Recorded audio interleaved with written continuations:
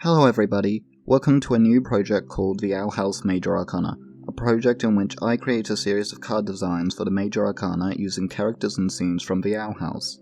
So what is the Major Arcana? Well, the Major Arcana is a suit of 22 playing cards belonging to a tarot deck. It is the trump suit of the deck, meaning it has an elevated importance above the Minor Arcana, with the Minor Arcana being a series of 56 cards made up of 4 suits of 14, and I will not be doing them because I have neither the effort, ideas, or time to do them. Now, what is tarot? Tarot is a pack of playing cards that emerged during the mid-15th century in Europe, and by the late 18th century it had been used as a form of divination and cartomancy, with this being tied to the fact that each card is believed to have some level of symbolic or allegorical meaning tied to them. I am by no means an expert on the subject, so please take everything I say with a massive grain of salt. I'm mainly talking about the exoteric meaning of the symbology of the cards. I don't really have the esoteric understanding of its application. So please don't ask me to read your fortune, because I don't understand anything to do with that. My entire body of knowledge comes from the Pictorial Key to the Tarot of the Bohemians, and other books like that. My knowledge is purely academic. I've never done a reading or anything like that. So, with that baseline understanding of the tarot out of the way, as well as an explanation on my very limited understanding of the tarot, let's begin working on the first card, shall we? In many interpretations, the Major Arcana is seen as the journey of the Fool, as they grow and mature into a whole person, making it only fitting that Luce would be the Fool in the Fool card, as the story of the Owl House is that of her growing into a more whole and mature person. This also ties into the status of the Fool as the foundation of the Major Arcana, as Luce is the foundation for much of the change in character growth for many of the characters around her, as well as the development of the plot as a whole. Even the number 0 holds symbolism in regards to Luce. It represents freedom from the material world, such as the human world she left behind, as well as unlimited potential, something which Luce is noted as having and makes great use of. The number 0 also denotes the card as having no specific place within the Arcana. It is, and can be, the beginning, the end, and the in-between, symbolic of the role Luce plays. It is her story primarily, and she shapes the stories of others. She is connected to the other cards and those depicted in them in some way or another. Though, as you'll come to see, a lot of the cards are literally just her. The Major Arcana is traditionally numbered with Roman numerals, with the exception of the Fool, which can be seen by Luce's status as the outsider. She is out of place in her own world. Her interests are now confirmed neurodivergency, meaning she struggles to fit in with those around her, and even her mother struggles to understand her. She is also out of place in the Boiling Isles. She literally belongs to another world, and aside from Emperor Bellos, who hides his status as a human, she is the only human in the Isles, with the residents failing to understand her, just as she struggles to become accustomed to this new world. She is even more out of place in the Boiling Isles, as she is unable to practice magic the conventional way.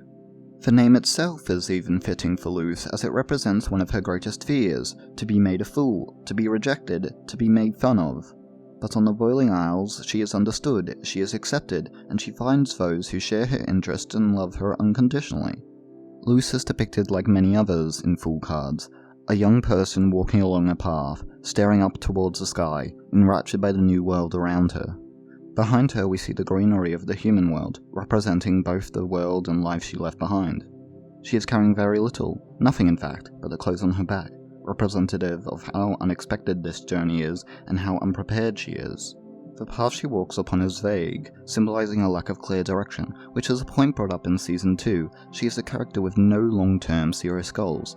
She is happy to just live out her fantasy and hopefully return home someday, having nothing long-term to truly strive towards.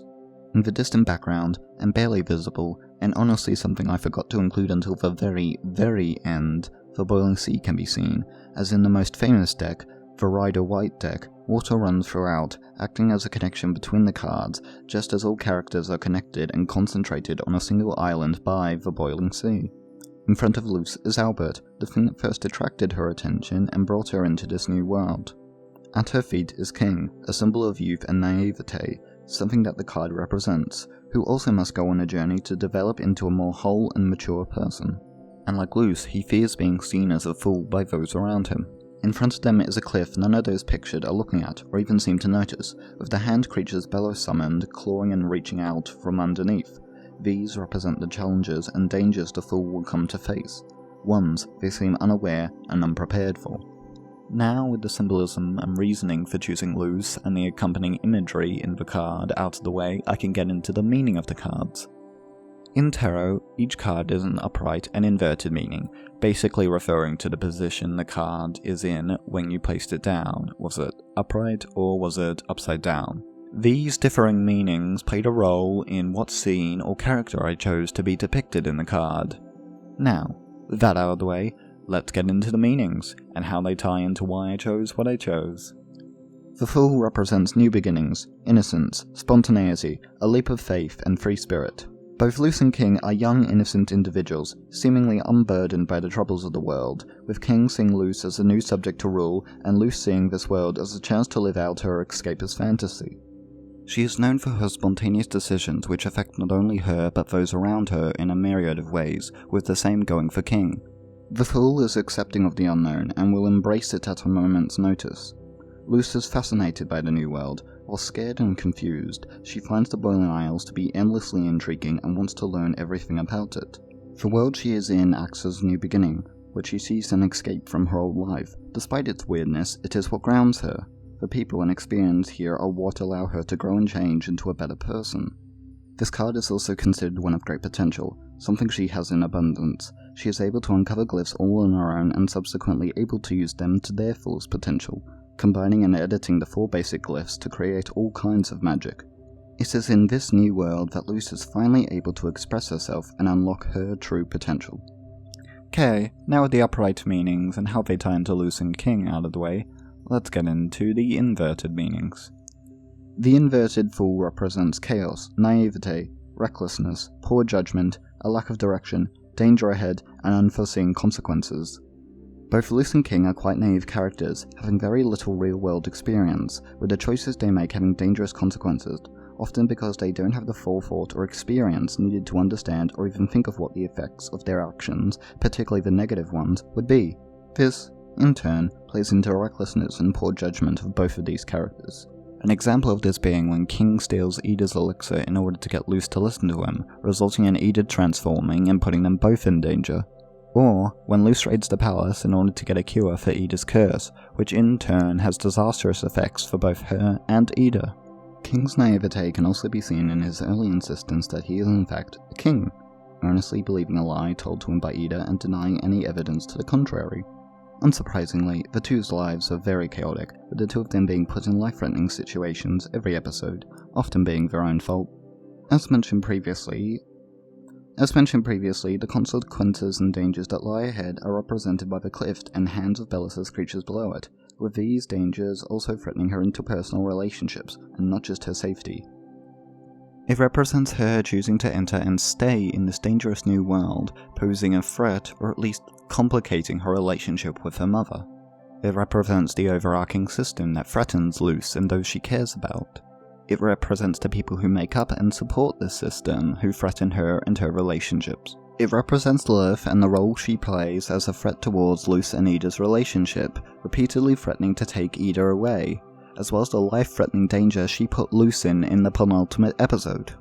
They also represent Amity's parents and their threat to her and Luz's blossoming relationship, as well as the connection Luz has to her school and to her friends, successfully forcing them out temporarily. They of course pose a more literal threat to Luz, as their abomination creation poses a deadly threat to Luz. They also represent the Collector and the Collector's followers, the former of which who poses not just a threat to King and Luz, but also the entirety of the Boiling Isles. Unsurprisingly, Bellis's creature's hands also represent Bellis himself, who poses the greatest threat to Luz in the entire show, threatening her and her relationships, as well as being the one who created and upheld the oppressive system on the Boiling Isle, eventually culminating in him creating the Draining Spell, which threatened to kill all witches on the Boiling Isles. They also represent a threat to the exact reason Luz stays in the Boiling Isles, her escapist fantasy. Or, to put it another way, the threat her escapist fantasies pose to her. Very early on in the series, she is so insistent on living out her fantasy, she turns to a creature pretending to be a wizard, calling her a chosen one, giving her a mission that plays into her favourite tropes, where she almost pays for this insistence with her life. At time of recording, the Owl House is not yet finished. It still has one episode left, with many dangers still lying ahead, namely in the form of the Collector and Emperor Bellis. When drawn inverted, the card tells one that they are without direction and are not using their potential to its fullest. Luce, as previously mentioned, for the longest time had no real long-term goal, with a future uncertain beyond simply getting home. She hadn't even considered what she will do after that. But now, as the story nears its end, she finally has a concrete goal in mind: defeat Bellos and defeat the Collector and save the Boiling Isles. As well as living up to her full magical potential, because holy shit, did you see that laser blast near the end of the latest episode? Like, oh my god. The Fool is the perfect card for Luce and King, representing the beginning of their journey and my journey on this deck, because, oh god, I have got so much to do. Like, there are still 21 cards left. I hope you enjoyed my rambling and that any of it made any sense whatsoever. Now, with that out of the way, let's look at the finished card.